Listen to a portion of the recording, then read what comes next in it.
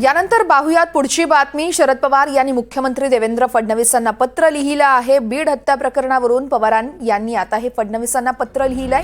बीड प्रकरणातील आरोपी मोकाटच असल्याची जनभावना असल्याचं पवार यांनी पत्रात म्हटलंय। बीड प्रकरण माणुसकीला काळीमा फासणारी घटना आहे। हत्या प्रकरणावरती आवाज उठवणाऱ्या लोकप्रतिनिधींना धोका असल्याचं देखील शरद पवार यांनी म्हटलंय। गुंडांपासून या लोकप्रतिनिधींच्या जीवाला धोका निर्माण झाल्याची शक्यता नाकारता येत नाही, असं शरद पवार यांनी या पत्रामध्ये म्हटलं आहे। या संदर्भात सागर कुलकर्णी माझे सहकारी आपल्याला अधिक माहिती देतील। सागर, अगदी काही वेळापूर्वीच शिष्टमंडळानं राज्यपालांची भेट घेतली आणि त्यानंतर आता शरद पवार यांचं मुख्यमंत्र्यांना हे पत्र, काय म्हणतायत शरद पवार?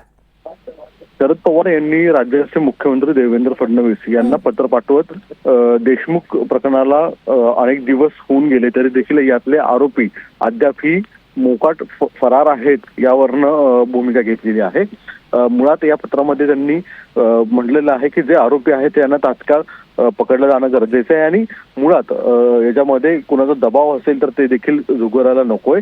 एका बाजूला एक शिष्टमंडळ सर्वपक्षीय राज्यपालांची भेट घेतं, त्याचवेळी बरोबर शिष्टमंडळाच्या वेळी शरद पवार हे ट्विट करतायत।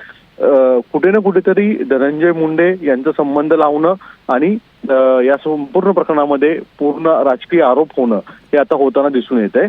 शिष्टमंडळाच्या वतीने सुद्धा ज्या प्रतिक्रिया आलेल्या आहेत त्याच्यामध्ये वाल्मिक कराड आणि धनंजय मुंडे यांच्यावर सर्वांचा रोख दिसतोय आणि लवकरात लवकर कारवाईची मागणी केलेली आहे। त्याचवेळी शरद पवारांचं ट्विट सुद्धा फार महत्वाचं आहे।